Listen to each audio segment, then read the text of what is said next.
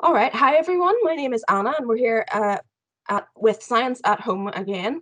And we're talking today to Simon Jeffery, who's a researcher at the observatory, and he studies hydrogen deficient stars in particular. But we're going to ask him a few questions about stars and his research, and hopefully by the end of this, you'll have learned something new. Okay.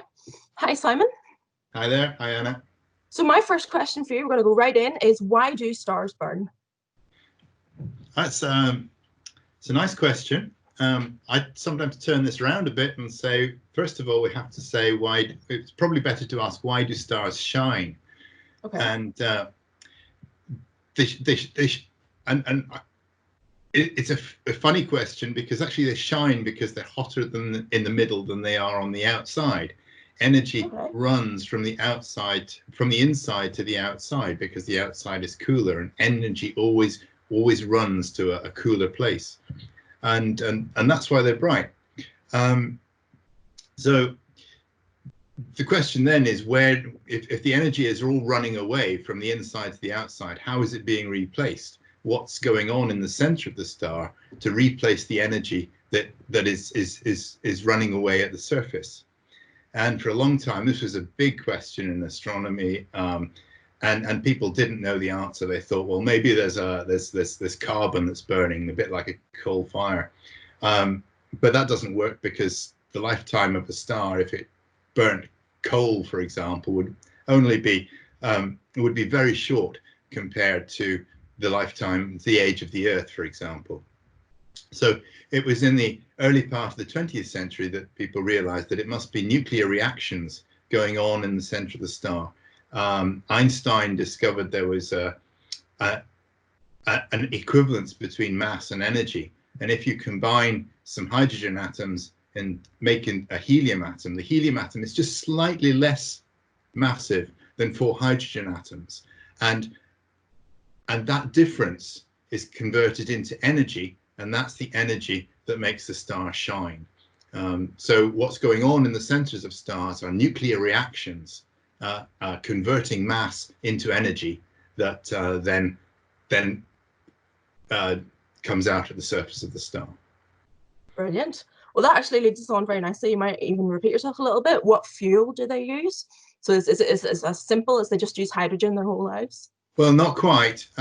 Certainly a star like the sun is using hydrogen, and the hydrogen will allow it to shine for 10 billion years. Wow. But at the point that the hydrogen is turned in, is finished being burnt, there's no hydrogen left, then the star starts to change in character. And the next phase of evolution after hydrogen burning is, believe it or not, helium burning, because helium is the next atom, the next nucleus available to stars. Okay. And helium burning follows after that, and then it gets more complicated as after helium runs out. But basically, hydrogen burning and helium burning are the two major sources of energy in nearly all of the stars we see in the sky. Brilliant. So do stars have to be a particular temperature then to burn? Do they need to get to well, you can imagine that nuclear reactions sustain themselves only when temperatures are extremely high, and also the pressures have to be extremely high at the centers of stars. And hydrogen burning typically takes place at a temperature of about 10 million degrees Kelvin. Wow. That's pretty much the same as 10 million degrees centigrade. The difference is so small that you don't need to worry about it. Helium burning, we need to go up a factor of 10 to 100 million degrees Kelvin. Wow. And then after that, for more, to burn other species like oxygen and carbon and so on, then you have to go up to even higher temperatures, to nearly 1 billion degrees Kelvin. But this only happens for short times at the very end of the life of a star. Brilliant. So then what is the life cycle of a star? Do they have different stages in their life? You've got hydrogen burning and then helium burning. What about what do they look like throughout this? Well, they have go through a number of different stages, and not all stars go through the same life cycle. Okay. And that's one of the fascinations of astronomy, is that we not every star is like the sun. Not every star has the same past as the sun. Not every star has the same future as the sun. And it's difficult to be completely general, but we can perhaps paint some broad brush pictures. And we generally think of stars being formed in interstellar space, where there are vast clouds of gas and dust, and occasionally perturbations in the clouds of gas and dust just make them dense enough that they will collapse under their own gravity. And so eventually a cloud of gas will get smaller and get, as it shrinks, it gets hotter until it gets hot enough to ignite nuclear reactions. And at that point, we think of it as a real star, rather than just something that's a collapsing gas cloud. And as I said, a star like the sun will burn. We call it a main sequence star, because 90% of all stars in the sky are burning hydrogen in their middles, and so these are the main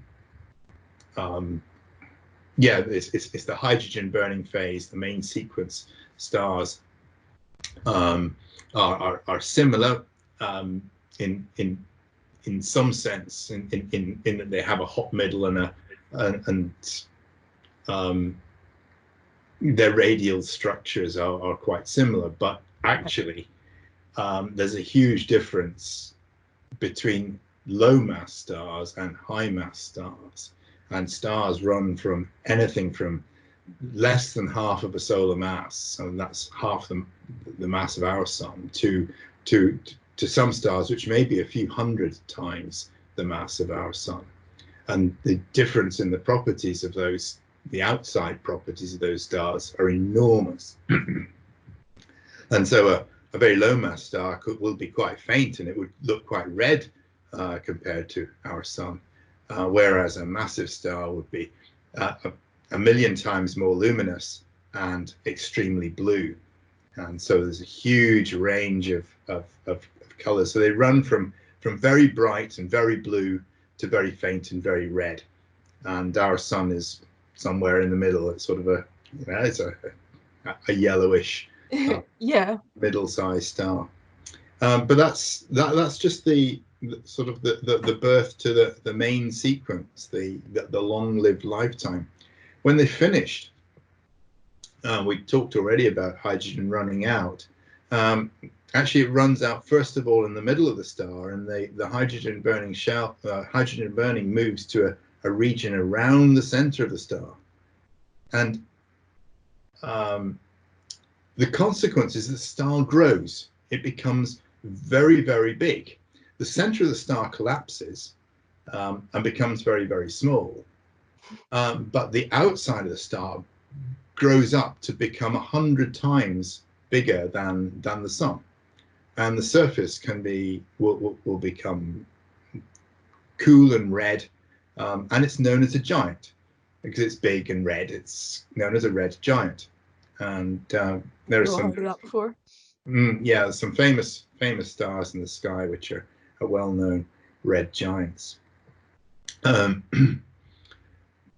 After that, what happens depends very much on what the inside of this, or how massive the star was to begin with, and just how at what point the helium reactions switch on, and what happens next could be a number of things. The most massive stars end up going through a sequence of nuclear burning phases, which are very fast, and ends up with the star exploding. What happens is that it goes through helium burning and carbon burning and oxygen burning and all these other things, and eventually there's no fuel left to keep the star shining, and so the star collapses, and it's too big to sustain itself, so it just keeps well, essentially what happens is that the inside switches off, and the star collapses, and all the outside material rushing inwards, it suddenly gets very, very hot, and because it's able to burn, or it's able to fuse, its nuclear fuel suddenly getting very hot, it produces a massive explosion called a supernova. And the low mass stars, however, when they run out of fuel, they shrink down, but they're not so heavy, and so the force of gravity doesn't crush them so much, and they end up as things called white dwarfs, and they're not so famous. It's very hard to see a white dwarf in the sky because they're incredibly faint. They're 100 times fainter than the sun, and they're also about the size of the Earth, so they're very small. Yeah. And incredibly dense. So you've got something that's as heavy as the sun, which is the size of the Earth, but there are millions and millions of white dwarfs in our galaxy as well. So that's two general outcomes, two ends for the life of a star in general. It's a supernova explosion or a white dwarf. That's brilliant. Now, if we go into your particular research, I know we've had a few conversations before, and I've heard a few terms. We have BLAPs and HDEFs. Now, can you explain what those are?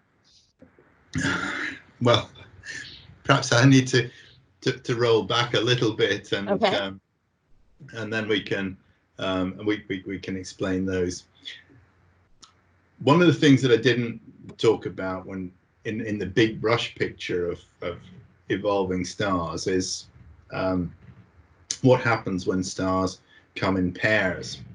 You know, our simple picture of how stars work imagines every star being like the sun, as just being an isolated star, perhaps with some planets around it, or perhaps completely isolated. But in fact, at least half, maybe 2/3 of the stars in the sky come in multiple star systems. They come with a companion. And if you can imagine, one of those stars ends its hydrogen life, and it gets bigger and bigger, and all of a sudden its surface becomes close to the companion. And you know, when you start touching one another, things happen, and material moves from one star to the other. So the course or the evolution, the life cycle of that star suddenly looks very different from the conventional pictures that we have. And one of the things that can happen, or there are two things that I'm particularly interested in. One is that you can remove all of the outside layers from an evolved star and leave something that is it's a helium star, but it's quite small and hot, and it may have lost some of its hydrogen, or nearly all of its hydrogen layers from the outside. Okay. And another thing that can happen is that you can end up with a binary star system that has two white dwarfs, two tiny little stars, and they're in an orbit round one another, and that orbit can decay, and the two white dwarfs end up merging together. That can lead to an explosion, a supernova, or it can lead to one of the stars wrapping itself around the other and being reborn. And so we get a born again white dwarf star, and it suddenly becomes big. And of course, neither star had much hydrogen in it, so that outcome is hydrogen deficient. So I've been interested all my career with these stars that have either no or reduced hydrogen on their outsides. Most stars, if they're single, they'll go through their entire life with the outside still hydrogen rich. Okay. No matter what happens on the inside, the outside will still look hydrogen rich. And when you look at most stars in the sky, they're mostly hydrogen rich, but there's a few that have these extremely interesting surfaces with no hydrogen, very little hydrogen. So we call them hydrogen deficient stars, and we're interested in how they lost their hydrogen in the first place. And so we make observations, and we learn as much as we can about possible past histories. So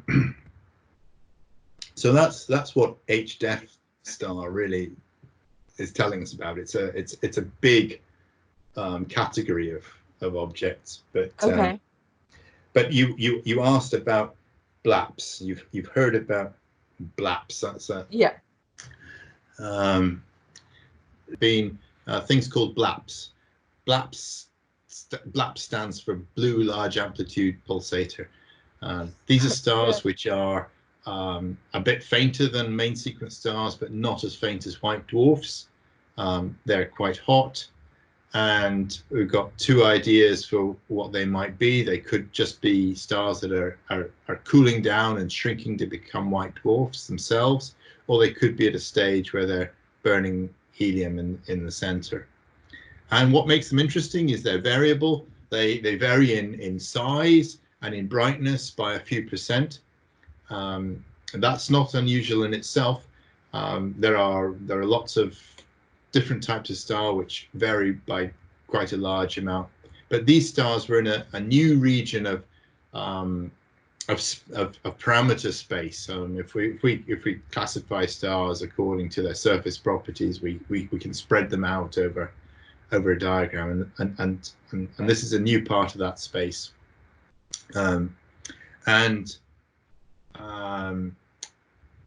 After they were discovered, I asked one of my colleagues, Connor Byrne, if he could make some models of them. And well, he's just finished his PhD thesis, and last summer he made some beautiful models to explain what's going on with these stars. And what we think's happened is that the star that we see as a BLAP has a companion, and just as it was finishing its hydrogen burning phase, it expanded and interacted with its companion star and lost most of its outer layers, and then it no longer had enough fuel to stay shining, and so it's now shrinking down to become a white dwarf. And as it's shrinking, what's happening inside the star is that different elements, different atoms are drifting up and down, and they're becoming concentrated in layers at particular points inside the star.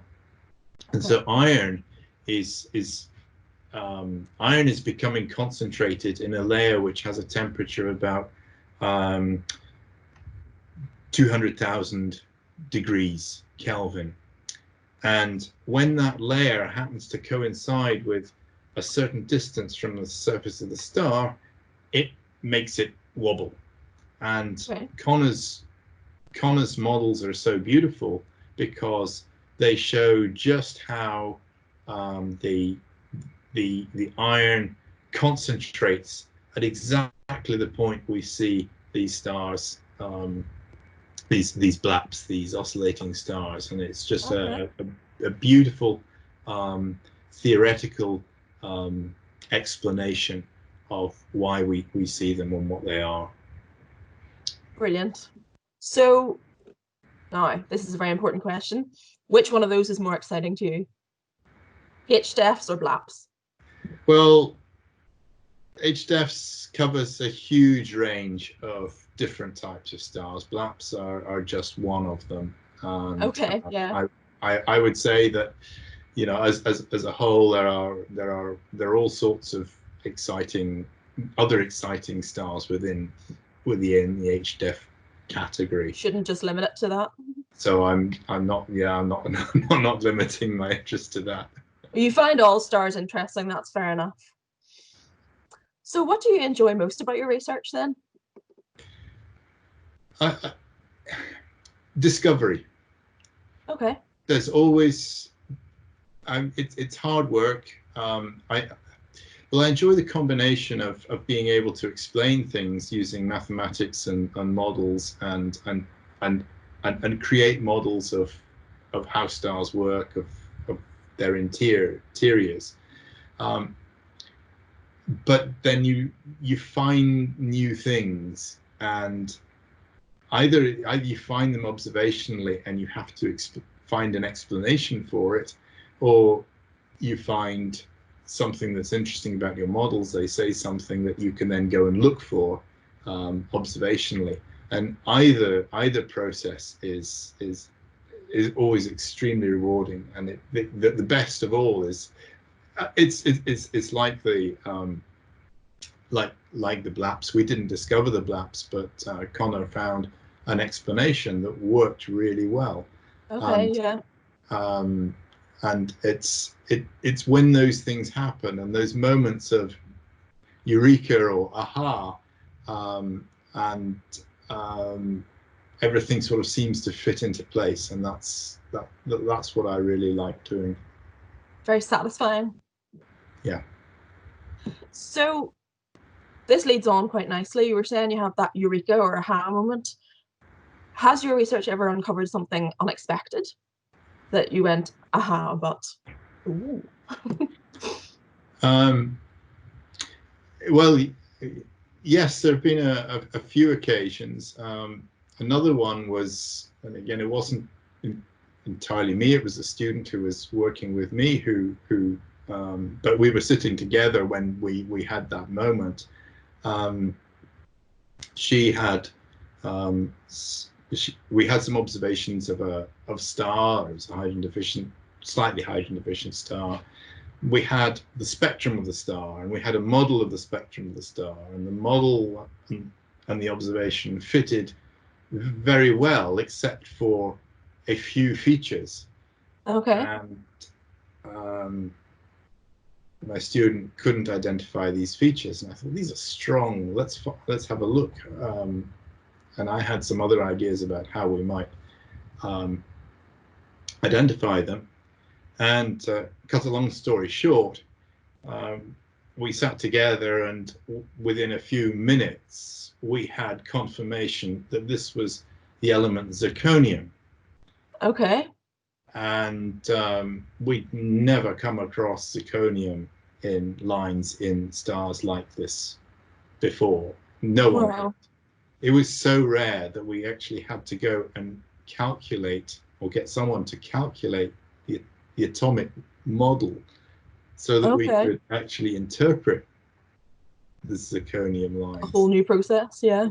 And this sparked off a whole.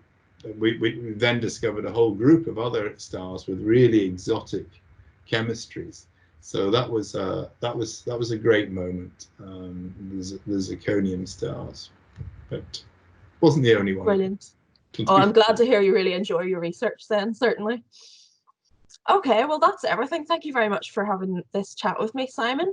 I hope we'll see you all again on Science at Home. Goodbye and stay safe. Goodbye. Bye.